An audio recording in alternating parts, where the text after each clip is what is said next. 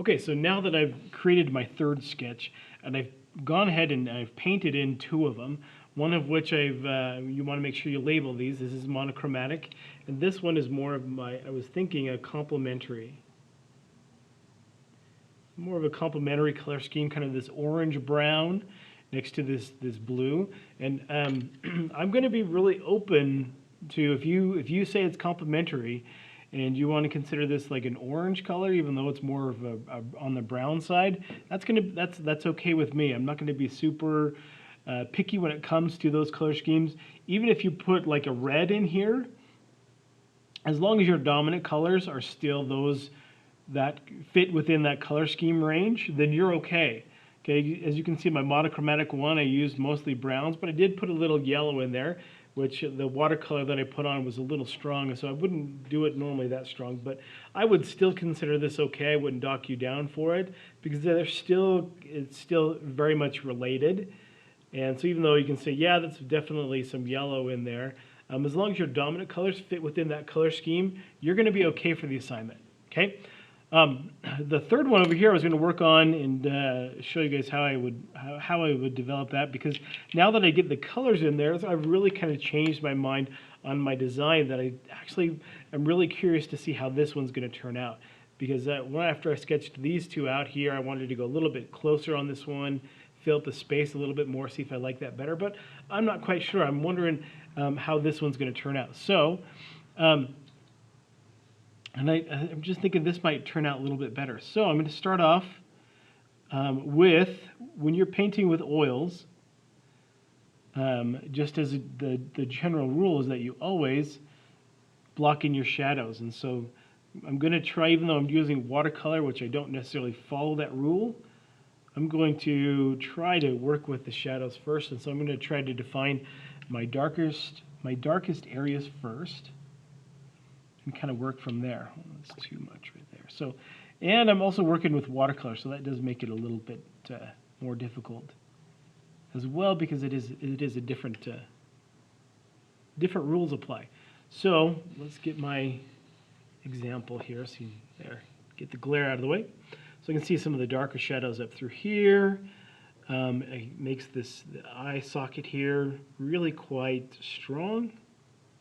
But I want to be careful that I don't want that to be my focal point. I want it really to stand out, but I don't want it to be the main center of interest. And so part of the reason for doing a thumbnail sketch like this is that it gives you an idea of how it's all going to work, if your intention is going to work out for you. So I'm going to start off by just painting in these shadow areas here. These darker areas in through the teeth.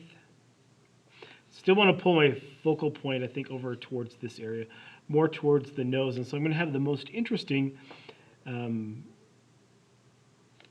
stuff going on over here.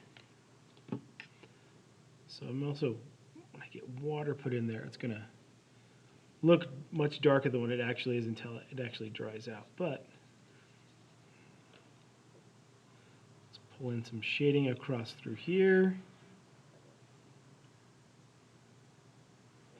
I'm not too concerned about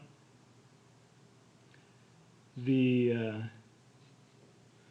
some craftsman issues that I would, of course, be very concerned about if this was my actual painting. This is just mainly trying to get the idea down and how it's all going to relate there. So I wouldn't say quickly putting these in, but I'm not being too careful about it.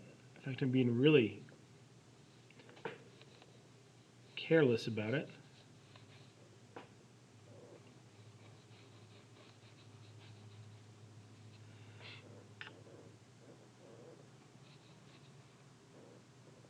Pick up some more paint. There we go.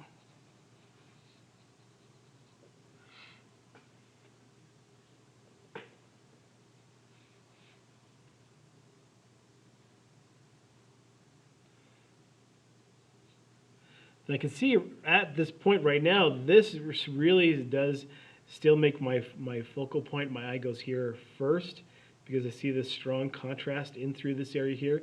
And the only real color that I've put in besides this kind of grayish brown here is this little worm in through the teeth right there. So that is one way that you can create a focal point by being your most intense, most saturated colors are automatically going to be places where your eye is drawn to. Okay, so as you're making your design, you want to keep that in mind. Okay, now I can keep that and keep that contrast in that area there, but I want to kind of experiment maybe with trying a little bit. No, let me try something different here. This background, keeping a little bit on the cooler side.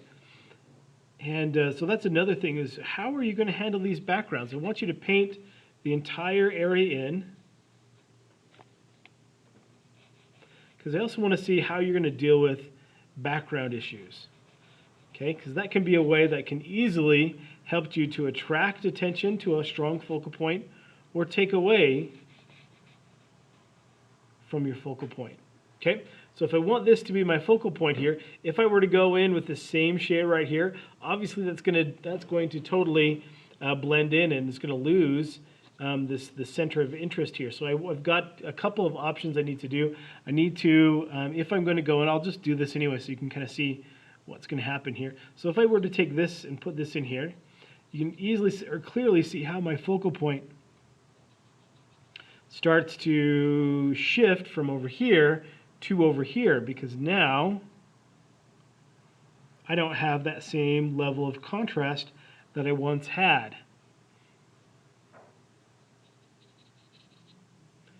Let's finish. Got this little tiny brush here that doesn't hold much paint, so it kind of goes away really quick. So if this was my background here, come on, pick up some more paint. There we go.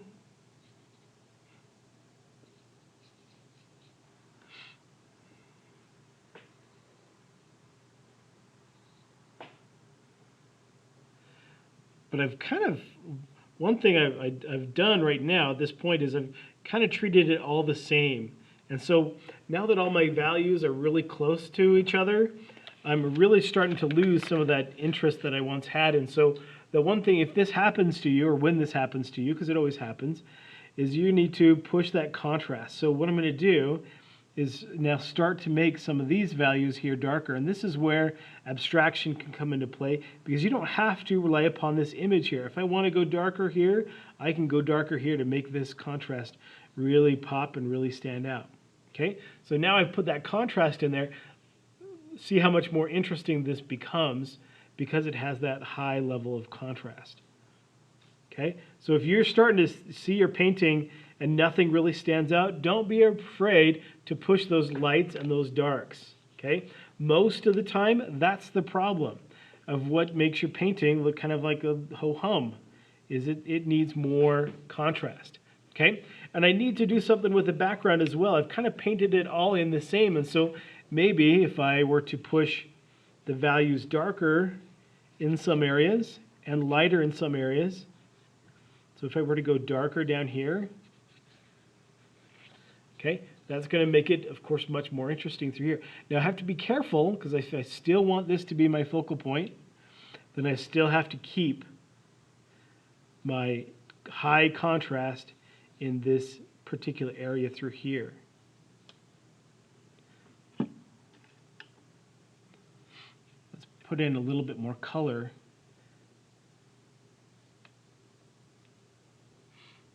I can introduce some other colors in some other spots too. Let's bring in a little bit of this orange, maybe in some other spots too.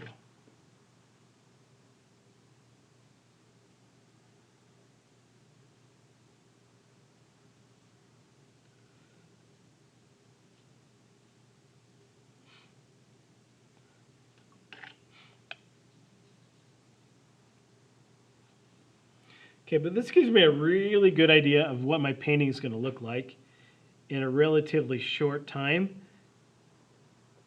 And I can make all of my mistakes here.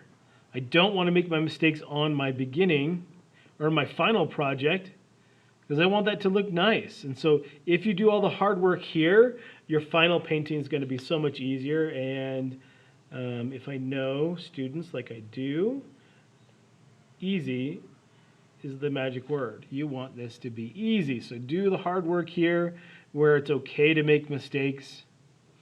When you are done with your sketch, and I'm thinking overall I do like this one the best. Hi. Hey, Can I pick up my stuff? you bet. Thank you. Okay, what do I Yep. need to get? Hold on just a sec. I'm almost done. I'm actually recording this right here. So you are okay. No problem. So when you are done, you can take a photograph all these together. Make sure you put your color scheme over here on this one. This one I'm going to say, that's a tough one. I'll say complementary on this one too. And it's okay to change things up. If when you're working on your final piece, you decide, I don't like that, I'm going to do something different, you are welcome to do that. This is just your starting point. You are no way married to this thing that you have to stick with it. Okay? So do what's best. But anyway, photograph this, upload it, and then we will give you feedback and get back to you. So good luck.